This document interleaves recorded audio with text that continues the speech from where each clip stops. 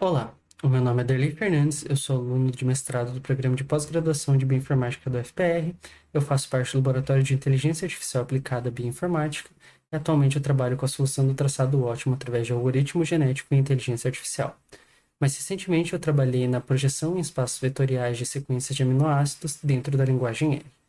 Hoje eu vou dar o mini curso de Introdução à Linguagem R, começando pela parte de gráficos no R.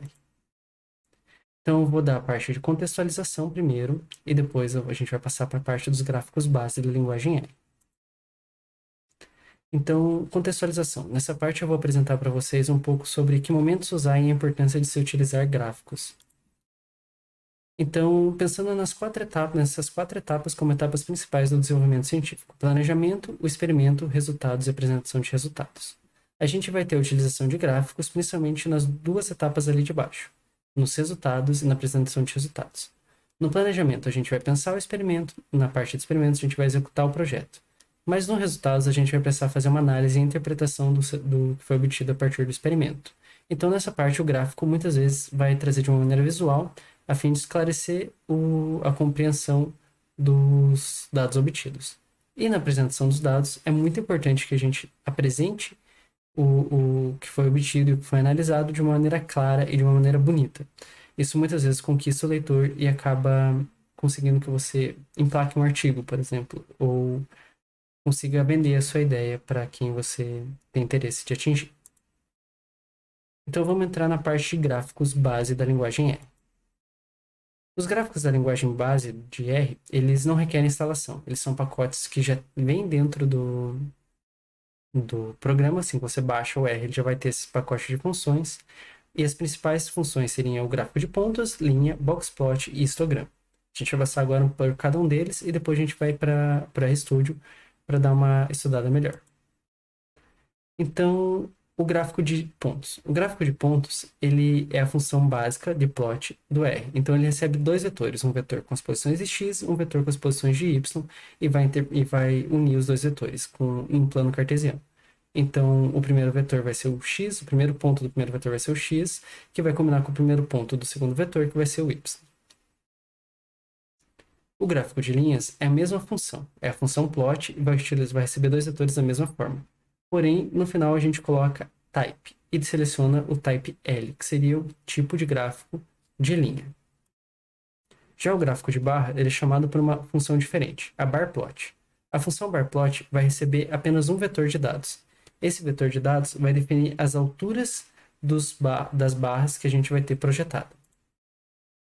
O histograma ele vai ser, assim como o gráfico de barras, ele vai receber um vetor que vai definir quais vão ser as barras, e a gente pode selecionar também a divisão e o tamanho da área de dispersão estudada dentro do histograma. E finalmente o boxplot. Ele é dado pela função boxplot, é utilizado para comparar distribuições, e ele tem uma forma um pouquinho diferente dos outros. Então, você vai ter que passar para ele o conjunto de dados que você vai utilizar ali através do data, e depois vai ter que passar as variáveis desse conjunto de dados que você vai selecionar para ser projetadas através da seguinte forma, colocando o símbolo de til, e a outra. Ele vai gerar um boxplot. Vamos agora para o RStudio, onde a gente vai poder ter uma noção melhor disso. Então aqui eu vou começar projetando um plot normal, né? Então a gente vai fazer um vetor A, um vetor B, e chamar a função plot com A como x e B como y. E a gente pode ver que juntou o 1 do A com o 2 do B, e assim por diante. O 2 do A com o 4 do B, e assim foi. A gente pode chamar um ponto de interrogação antes da função, para a gente poder ter informações sobre ela, e a gente pode chamar com as mesmas variáveis o plot do type L. E a gente vai ter uma linha que vai passar por cima dos pontos que já foram selecionados. Dentro da linguagem R, a gente tem, assim como as funções base, a gente tem alguns conjuntos de dados que já vêm com a linguagem. A gente pode chamar eles através do data, e assim como as funções, com ponto de interrogação, a gente pode obter mais informações sobre eles. Então, eu vou pegar dois conjuntos de dados, dois setores de dados desse conjunto que a gente pegou, o MTCARS, que seria o de consumo, que seria milhas por galão, e o de peso. A gente vai adicionar um a x, um a y e vai plotar. A gente vai obter um gráfico. Mas não necessariamente eu preciso tirar eles do conjunto de dados. A gente pode plotar, chamar os vetores de dentro do conjunto de dados mesmo. E ele vai plotar da mesma forma. É interessante notar que o R vai colocar o nome das variáveis que a gente tá colocando nele para plotar, no X e no Y. O bar plot, a gente pode chamar as informações dele com ponto de interrogação ali, mas o importante do bar plot é que a gente vai passar um vetor de dados. Cada ponto desse vetor de dados vai ser a altura da barra que vai ser selecionada. Então, aqui pegando um exemplo daquele conjunto de dados do MTCars, a gente passa ele na forma de tabela, coloca ele dentro de uma variável e plota num gráfico de barras. A gente vai ter um gráfico de barras de uma variável que existe. O histograma vai funcionar muito parecido com um gráfico de barras, ele vai receber um vetor e vai formar um histograma, que vai ter nos dois eixos as marcações da dispersão. Então, a gente pode pegar aquela mesma variável de milhas por galão e plotar um histograma delas. Além do histograma, a gente vai ter também o box plot. O box plot, a gente vai chamar um outro conjunto de dados, que é o ToughGrow, que a gente também pode chamar informações sobre ele, se a gente quiser ver, e vai plotar da forma como foi mostrado. Então, dentro do ToughGrow, a gente tem a variável sup e a variável length, que se fosse de um outro, como nos outros exemplos, a gente chamaria a ToughGrow cifrão length, cifrão sup, mas nesse caso a gente só precisa chamar length sup, separados por um til, e a gente define qual conjunto de dados através do data, marcando o ToughGrow, e faz um box plot. A gente tem aqui então um gráfico de dispersão dessas duas variáveis. Agora com funções em R.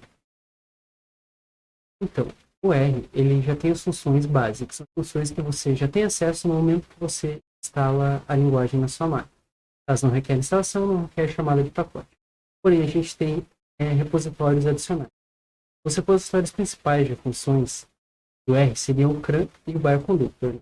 Dentro do CRAN, a gente vai ter a grande maioria das funções que são criadas para a linguagem R, a maioria das linguagens analíticas, a maioria das funções analíticas, mas o CRAN ele não tem nenhum critério para adicionar essas funções. Então, contanto que a função pode sem erro, pode sem erro, seja utilizável, ele vai poder ser aceito no CRAN. O Bioconductor é um repositório específico para bioinformática. Então, dentro dele, as funções têm que seguir um conjunto, uma diretriz de critérios que é um pouco mais rígido. Tem que todos funcionar com o mesmo tipo de objetos, tem que ter acesso às principais funcionalidades do Bioconductor, e acaba sendo bem mais interessante para quem tem objetivos específicos dentro da bioinformática. Então, criando uma função em R. Qual é a importância da gente criar um script e tirar um código e colocar ele no formato de script na hora de programar? Então, além de tornar prático a programação, quando a gente tem um fragmento de código que se repete, muito provavelmente ele vai ser útil não só nesse código que a gente está utilizando, como em outros. Então, torná-lo uma função em formato de script, a gente vai poder chamar ele outras vezes, e vai estar tudo. E também é uma prática de boa programação.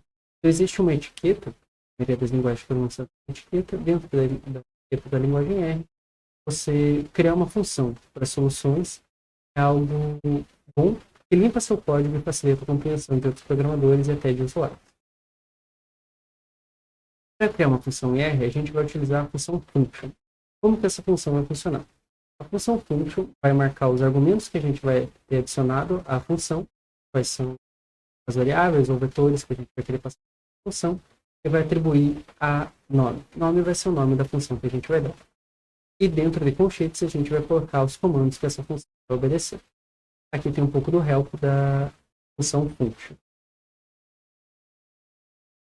Dentro de uma função, é interessante muitas vezes que a gente crie loops em espaço para marcar coisas, repetir coisas. Geralmente dentro de uma função acaba sendo interessante ter um loop. Então aqui eu vou apresentar os três principais tipos de loop. O for, ele cria um comando que vai se repetir por um número i de vezes dentro de um vetor. No caso aqui do exemplo vai ser um vetor de 1 até n. Aqui a gente tem um exemplo no slide que dentro do vetor x, ele vai adicionar val até chegar ao valor 6 de x. E vai colocar a contagem depois de executar a variável. Sempre que o valor de val for par, vai adicionar uma contagem. Então a gente vai ter 3 vezes que vai ter entrado dentro desse if e o output vai ser 3. Um while, ele vai repetir enquanto uma condição for verdadeira. Então, aqui no caso, enquanto i começa com o valor 1 for menor que 6, o while vai rodar e vai mostrar o valor de i e vai adicionar 1 aí. Então, depois da quinta vez, ele não entra mais. E vai colocar só pra gente 1, 2, 3, 4 e 5. E o repeat. O repeat, ele vai rodar até encontrar a função break. Então, ele vai geralmente vir associado a um if, quando o x, ou a variável que escolher para ser o contador, chegar a assumir o critério que for escolhido, aqui no caso, quando ele for igual a 6, ele vai interromper a repetição. Então a gente vai ter aqui o multiput 1, 2, 3, 4 e break. É isso, de funções, em R principalmente. A gente tem mais na apostila, tem alguns exemplos. Eu espero que vocês tenham gostado. Obrigado pela atenção. Até a próxima oportunidade.